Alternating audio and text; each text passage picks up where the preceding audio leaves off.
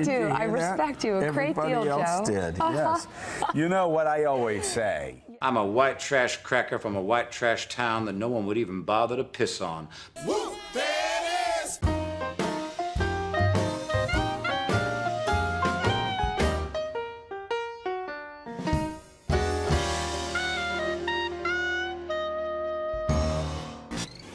We will liberate America from these villains and scoundrels once and for all.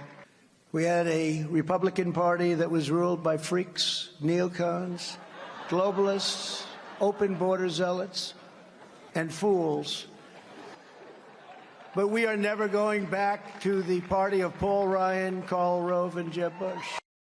Can Donald Trump win a general election? My view is no, but we'll see. Why not? Well, if Mitt Romney lost with 27% among Latinos, how good would somebody do who's got an 11% approval rating? We love our Hispanics. 29% of Hispanics nationally voted for Trump, 2% more than voted for Mitt Romney 4 years ago. I'm Hispanic and I vote for Mr. Trump. We vote for Mr. Trump! What happened to the Latino vote that was supposed to bury a Trump campaign? We love you! We love you! The way to the White House! I love you, Trump. Can he win the nomination? Well, sure he can. I mean, you can make a case that probably 6 or 7 people can make the nomination. Do I think it's likely? No. If you're betting money on it. If I'm betting money? Yeah, 2, the top 2 right now that have the best shot. 3. 3. Bush, Christie, Rubio, alphabetical order. Bush, or Christie, reverse Rubio. alphabetical order, Rubio, Cruz, Bush. Please clap. I think you've set a new bar today for being contentious with the press corps, kind of calling us losers to our faces and all that. No, not all of you, just many of you. All right, fine. Enough of us. Is this what? Not you, David. Is this what it's going to be like covering you if you're president? Yeah, it is. And then we have to read probably libelous stories, or certainly close, in the newspapers, and the people know the stories are false. I'm going to continue to attack the press. How many years have people been begging for a Republican to just once take on the media the way Trump did? Near the end of it, a frustrated journalist, Mr. Trump, Mr. Trump, Mr. Trump, is it going to be this way? Is it going to be this way? Are you going to be attacking us after you become president? People at home watching this. We saw an angry, defiant, fuming, threatening bully, and I don't think that was good for Donald Trump. I'm not certain it helps him with the people who are swing voters up for grabs, and it certainly is very unpresidential. It would not be a good spectacle for our country to have a President Trump acting like candidate Trump acted yesterday afternoon. You can have your disagreements with the press, and you can make pointed arguments, but the bullying and the threats and the mean tone and the angry comments, they don't serve him well over the long haul. A 12-point jump. That's one of the biggest that I've seen. Karl, that poll, everything else, what is Trump's path to victory now, or doesn't he have one? Well, if he plays it inside straight, he could get it, but I doubt that he's going to be able to play it. Pennsylvania, there have been 42 polls since October of 2015. Donald Trump has not led in a single one. There's the big board, the 20 electoral votes from the state of Pennsylvania. We just got new metrics in. Donald J. Trump is the president of the United States elect. You can see him getting to 240, but after that, it's going to be a tough slog. And let me tell you, he speaks as somebody who tried for Pennsylvania over and over. It broke my heart twice. Broke my heart twice. At least he was talking mostly, not entirely, but mostly about the future. We did have, the recitation that he'd actually won the 2020 election and that he'd won it by a lot, which I think people are over that. They just move on. You didn't win the election. You aren't president of the United States.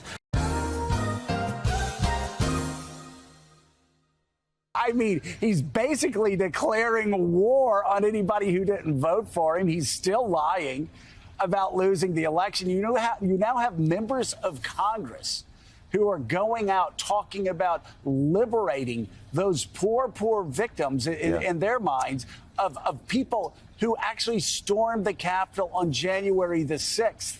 I can smell the cock on your breath from here. Now, you know what's awkward is that Karl Rove runs a super PAC. He is one of the most biased men in the country. He spent hundreds of millions of dollars trying to make Mitt Romney win. He is your analyst on your news station? How'd you get that hen house on your face? Karl Rove himself, who went through the first stage of grief live on Fox. Now it started to come. I'm going to ask you a straight-out question. Do you believe that Ohio has been settled? No, I don't. Even though Fox's own poll experts had called it for Obama.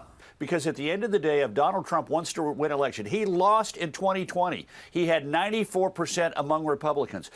This you've got to see. Here's what we're going to do. Karl Rove said that we should figure out what the deal is with this decision desk. The decision desk is in a different place. Megan is going to go to the decision desk and interview them about the decision on Ohio. Try to get to the bottom of this. So we'll do a little interrogation and see if they stand by their call, notwithstanding the doubts that Karl Rove has attempted to place. After the pros were forced to defend themselves, Rove got to respond, and then the team dragooned the polling guy out to the set, where it all ended with a whimper. But somehow, I'm guessing, none of this will have any impact on Karl Rove's career. Go figure. There's a lot of talk about January 6th. He claimed that he had ordered the National Guard to the Capitol, which has been denied by his Secretary of Defense. And I asked the Secretary of Defense, I said, I think you should recommend to Nancy Pelosi and to Congress, because they're the ones that control it, I would like to recommend 10,000 National Guardsmen to go and to police here just in case. He claimed that he had ordered the National Guard to the Capitol. I didn't do it as an order. I did it as a suggestion. He claimed that he had ordered the National Guard to the Capitol. Which Here's what we found from Miller on sworn testimony. Put it up on a screen. Quote, on the afternoon of January 5th, I received a call from the president in connection with a rally by his supporters that day at Freedom Plaza. The president asked if I was watching the event on television. I replied I'd seen the coverage of the event. He then commented that they were going to need 10,000 troops the following day, unquote. So that call was made, all right, to then Secretary of Defense, Christopher Miller. Which has been denied by his Secretary of Defense. But that's what Donald Trump says happened. But there's no doubt that he did want the Guard in there one day before the attack on the Capitol, and that undercuts the entire premise that Donald Trump instigated the Capitol attack. That Donald Trump was worried about Ron DeSantis. Otherwise, why would he be out there now before DeSantis is even a candidate? Donald Trump is worried about Ron DeSantis and thinks he needs to do something early. He's sitting there in Mar-a-Lago thinking up insults about fellow Republicans and then expecting them to fall in line behind him in a November election if he wins the nomination. That's the wrong way to go about doing it. Well, it worked in 2016, didn't it?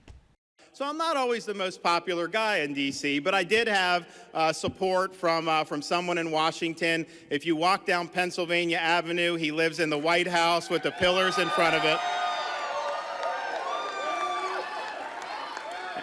And I was able to talk to the president. I want to thank him for his support. I want to thank him for entrusting me with viewing me as somebody who could be a great leader for Florida. So thank you, Mr. President.